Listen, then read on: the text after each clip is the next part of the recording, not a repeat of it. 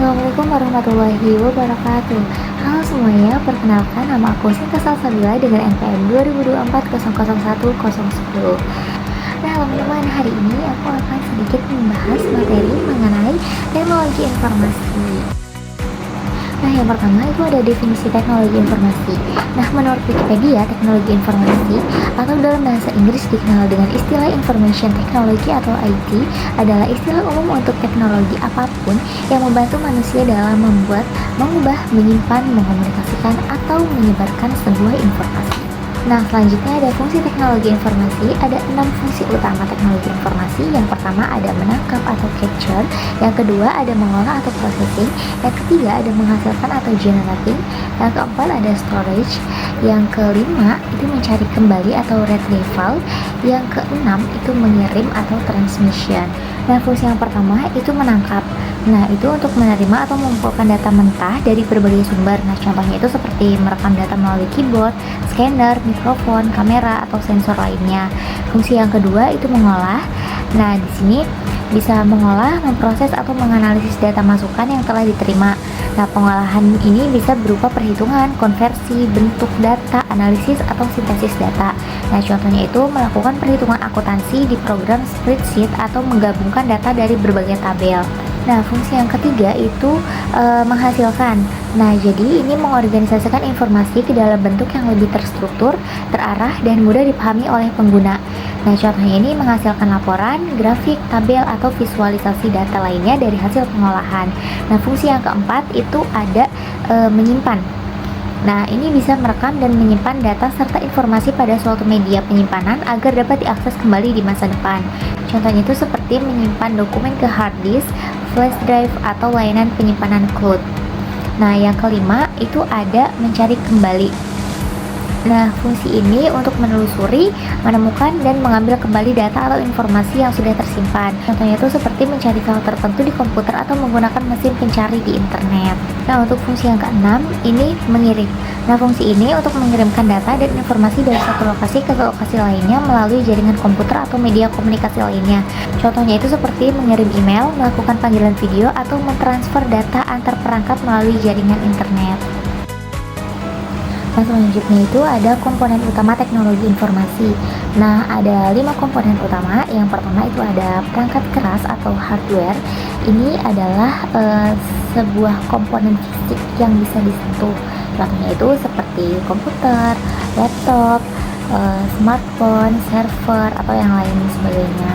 Nah, terus yang kedua itu ada perangkat lunak atau software.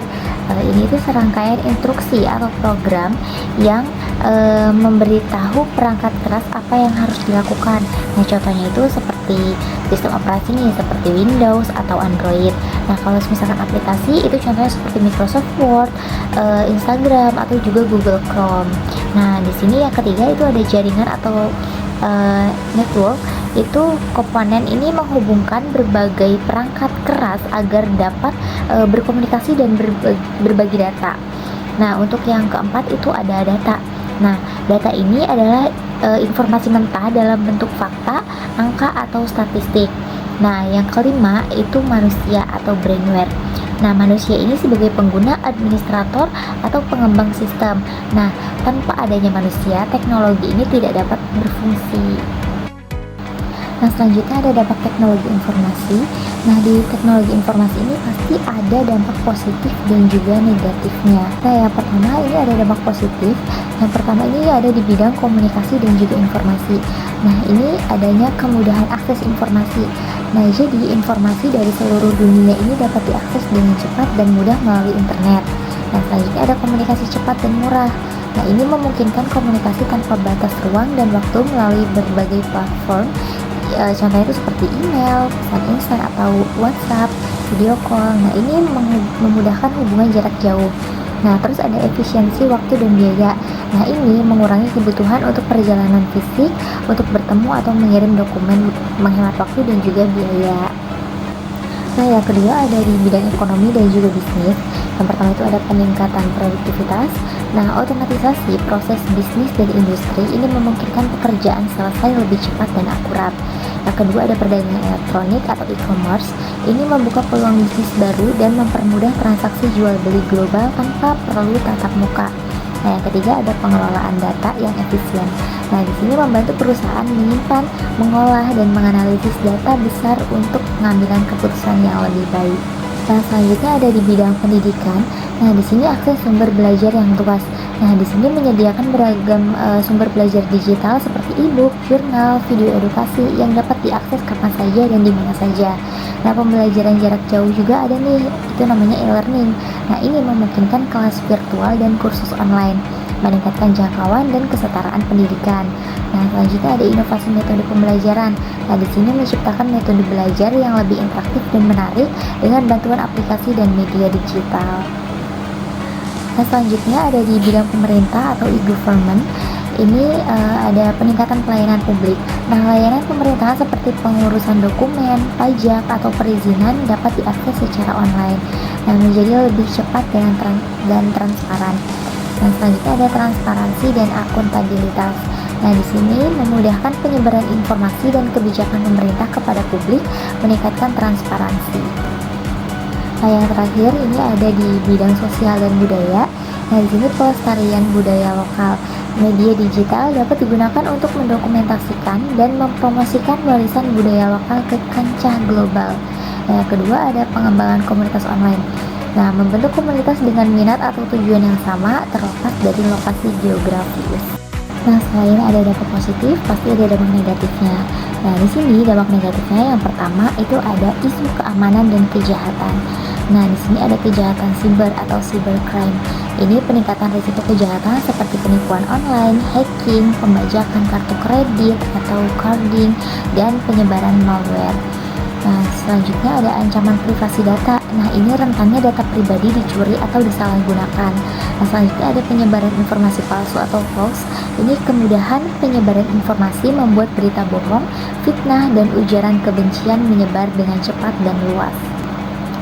Selanjutnya ada di bidang sosial dan psikologis. Yang pertama itu ada kecanduan teknologi atau gadget addiction. Nah, di sini penggunaan berlebihan juga dapat menyebabkan kecanduan, mengganggu konsentrasi dan berdampak buruk pada kesehatan fisik. Nah, misalnya masalah mata. Nah, selanjutnya ada individualisme dan antisosial.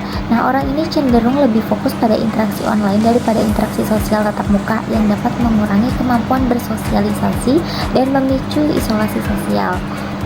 Selanjutnya ada memudarnya nilai budaya lokal. Nah, masuknya budaya asing secara masif dan tanpa filter ini dapat menggerus nilai-nilai dan tradisi lokal.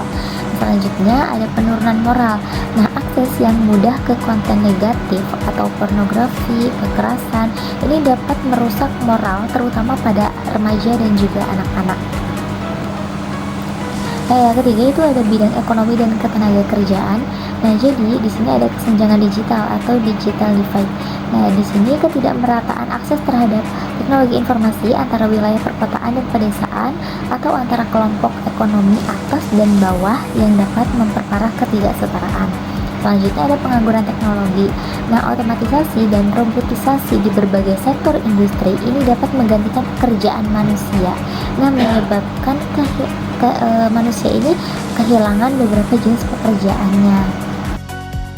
Nah, yang terakhir ada kesimpulan.